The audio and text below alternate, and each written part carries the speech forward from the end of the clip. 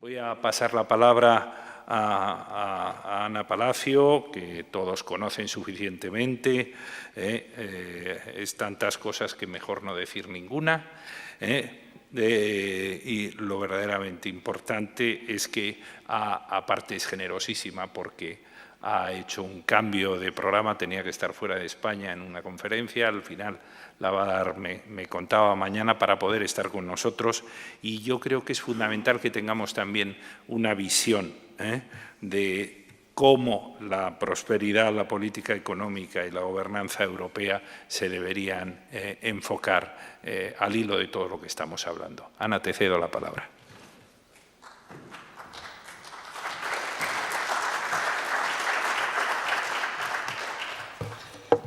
Monsieur l'ambassadeur, cher Jérôme, directeur général de l'Agencia Tributaria y querido Santiago, Monsieur Charnier, président des entretiens de Royaumont, et querido Domingo San Felipe. Écoutez, pour moi, c'était un grand plaisir. Je vais commencer par le dire, parce que même si Domingo San Felipe a dit que nous sommes en retard, et nous sommes en retard, je veux prendre quelques minutes pour vous dire tout mon plaisir de participer à cet entretien, et de participer à cet entretien parce que c'est un entretien de la France en Espagne, des relations franco-espagnoles, de l'amitié franco-espagnole.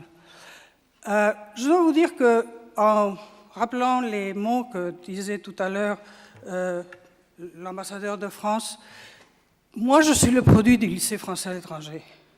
Et en rappelant la phrase de Ferry que c'est l'école publique qui fait les Français, moi je peux me réclamer de cette condition. Et ma première réflexion, c'est que le rayonnement de la France est vraiment lié au lycée français à l'étranger. Et je pense que vous devez repenser, je comprends qu'il y a les problèmes des lycées de banlieue, il y a beaucoup de problèmes, mais la ligne budgétaire du lycée français à l'étranger, la France devrait la conserver. Cela étant dit, écoutez, pour moi, l'impression que j'ai de ce qui a été dit jusqu'à présent, des interventions extrêmement intéressantes, c'est qu'il y a quand même un énorme paradoxe entre ce qui est la réalité que nous traversons en ce moment, cette sortie de crise qui est là, c'est quand même ces grandes avancées dans la supervision des banques, par exemple, ou dans cette création du Fonds de solidarité qui est désormais là pour faire face à des possibilités ou des possibles difficultés d'un pays membre. Tout ça, ce sont de bonnes nouvelles. Nous avons entendu l'Agencia Tributaria qui est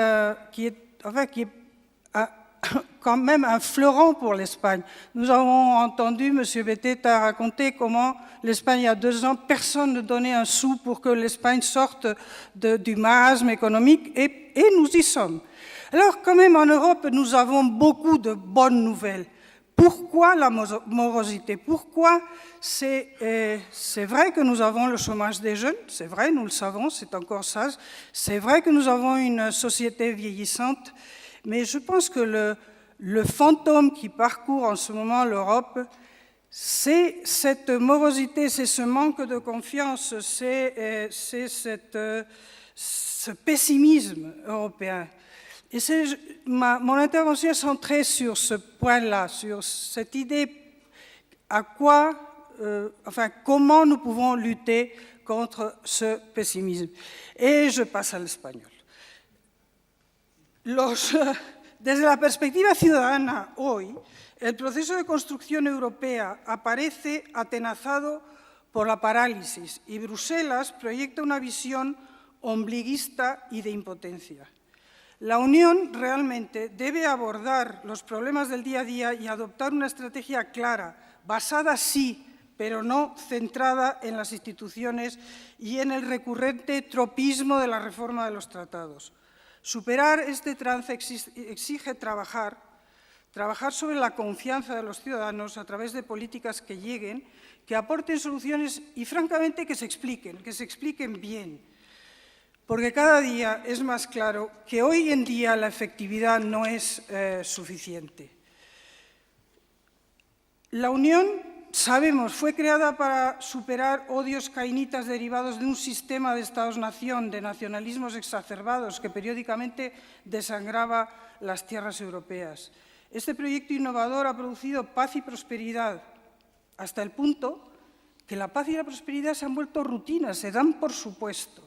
Hoy, el ciudadano, mecido, si no adormecido, en un continente que percibe, garantiza su seguridad en el más amplio sentido de la palabra, se despierta abrumado y se revuelve contra el propio proceso y contra el entorno político general. Y no debemos minusvalorar lo que esto significa. La Unión se enfrenta a un aumento espectacular del euroescepticismo y a una monumental desafección hacia la política con una P mayúscula, la gran política tradicional que ha hecho nuestra Europa democrática. Europa sufre un déficit de confianza. Este déficit de confianza apunta a lo que podríamos llamar fin del consenso permisivo. Los europeos no son ya una mayoría silenciosa, complaciente y complacida con los beneficios del mercado interior y la libertad de circulación. La inexistencia de una estrategia capaz de responder a la pregunta ¿qué Europa? Y Europa ¿para qué? Se ha visto diluida en el déficit democrático, o el llamado déficit democrático, que es una especie también de corolario de otra frase de la jerga, imperativo tecnocrático, tan habitualmente utilizado como chivo expiatorio en la crisis europea. Cada vez que una cumbre de la UE fracasa o no satisface las expectativas y las instituciones de Bruselas, en vez de liderar, entran en un familiar estado de sonambulismo, la tendencia consiste en culpar a esta falta de representación. Pero lo cierto es que mientras duró la prosperidad, prácticamente nadie exteriorizó preocupación alguna. La prosperidad se erigió, pues, como única narrativa del proceso de construcción europea, pero la legitimidad basada únicamente en los resultados tampoco garantiza hoy y a largo plazo la cohesión de los ciudadanos de la Unión, porque el mundo ha cambiado, porque las circunstancias generales de nuestros ciudadanos han cambiado. Y tenemos, por lo tanto, que progresar en dos planos, atender a las preocupaciones del presente inmediato, mientras que al tiempo construimos la razón de ser de una Europa en este nuevo mundo. Necesitamos políticas concretas que lleguen a los ciudadanos y sigue hoy vigente el lema de hace 60 años de Robert Schuman: Europa no se hará de una vez ni en una obra de conjunto, se hará gracias a realizaciones concretas que creen, en primer lugar, una solidaridad de hecho. Queremos así una Europa responsable, una Europa solidaria y una Europa flexible. Y superar la crisis de legitimidad exige explicar que cada momento del proceso de construcción europea ha requerido, ha necesitado de un equilibrio institucional particular y que nuestro presente nos invita a profundizar en el proceso, a definirlo, a determinarlo. Los Estados miembros deben mejorar su intermediación entre las instituciones y los ciudadanos, las instituciones europeas y los ciudadanos, y el verdadero problema radica en la falta de comprensión acerca de lo que la Unión Europea representa hoy y hace, de lo que tiene que representar y lo que tiene que hacer. Hay una falta de transparencia, que yo creo que es una falta de explicación, pero este déficit no es algo que se pueda solventar con una campaña de publicidad. Este cambio necesita una distinta planteamiento, necesita tiempo, necesita fomentar la confianza. Y debería hacernos reflexionar el que Europa siga siendo atractiva más allá de nuestras fronteras, como recientemente ha demostrado el presidente Poroshenko de Ucrania, que ha planteado una batería de reformas con el objetivo de en 2020 poder ser candidato a entrar en la Unión Europea. Para todos ellos, Europa es desarrollo, calidad de vida, protección de los derechos humanos, seguridad, gobernanza y garantías institucionales. Para nosotros debería ser algo también, pero todo esto lo damos por supuesto y realmente no le damos la importancia que tiene. Para nosotros los valores que representa Europa, de alguna manera nos hemos olvidado de ellos y ya no son esa meta a la que tendríamos que entender que hace nuestra bandera.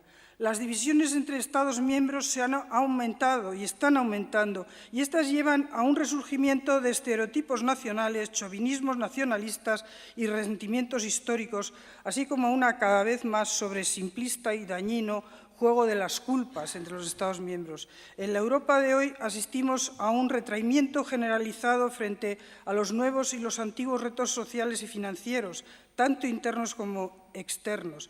En lugar de encontrar soluciones en las propias instituciones europeas, abunda la demagogia que utiliza Europa y su funcionamiento como cortina de humo. Podría llamarse esto el falso nacionalismo, que, alimentado por la crisis, nubla la constelación de puntos de vista de los Estados miembros. También este es el caso de los euroescépticos. Se trata de posturas que niegan la posibilidad de que exista una Europa de pasos prácticos que busquen la integración necesaria para lograr los objetivos comunes como el mercado interior, las ampliaciones o una voz en el mundo. Posturas que hacen creer al ciudadano que es posible volver al mundo de ayer. Pero todo esto, lo sabemos, no es más que retórica vacía. Estas posturas euroescépticas se funden hoy con populismos y extremismos. Han llevado a la creación de partidos antieuropeos que quieren hacer explotar la eurozona para ver salir a su país de la Unión y reintroducir aranceles y políticas proteccionistas. Mientras, suena como música de fondo una cacofonía dominada por discursos de rectitud moral, reproches y estereotipos que desde la germanofobia hasta el ninguneo del sur están presentes entre nosotros. Todo ello no son más que percepciones simplistas de la soberanía en un mundo globalizado. El resultado es una escalada en la búsqueda de cabezas de turco, de acusaciones mutuas, de exclusiones e introversiones nacionales. La UE, en su construcción y misión, fue diseñada para manejar tensiones sociales, culturales y políticas tradicionales dentro de las fronteras en expansión. Hoy se enfrenta a retos que sus creadores no pudieron imaginar. Y, por supuesto, en España, en este repaso de los peligros que acarrean los populismos, no cabe obviar la amenaza de los separatismos secesionistas, fuerzas centrífugas que nos aquejan y revelan hasta qué punto, como dijo Josep Pla, la historia romántica es una historia falsa. Esto es la cita de Pla. Y con él cabe preguntarse, y cito de nuevo, ¿tendremos algún día en Cataluña una auténtica y objetiva historia? Se lo preguntaba Pla, nos lo preguntamos nosotros. Se hace necesario hacer saltar todas las alarmas cuando nos referimos al riesgo de fragmentación al que se enfrenta España, entre otros Estados miembros, dentro de la Unión Europea. Los nacionalismos secesionistas, al fin y al cabo, se nutren de máximas populistas, aprovechándose en estos tiempos de dificultades. El separatismo secesionista está ciego ante la contradicción que entraña en una Europa fundada sobre la cohesión, la supresión de la solidaridad de base que erige en piedra angular de su discurso. La Unión Europea es un legado del que podemos estar orgullosos y que no se debe desperdiciar. Sin embargo, esta construcción está aún inacabada en un contexto de grandes transformaciones mundiales, tecnológicas y antropológicas. Esta obra de paz y de prosperidad de la que tanto se han beneficiado los europeos tiene que ser continuada, profundizada y de algún modo reconsiderada.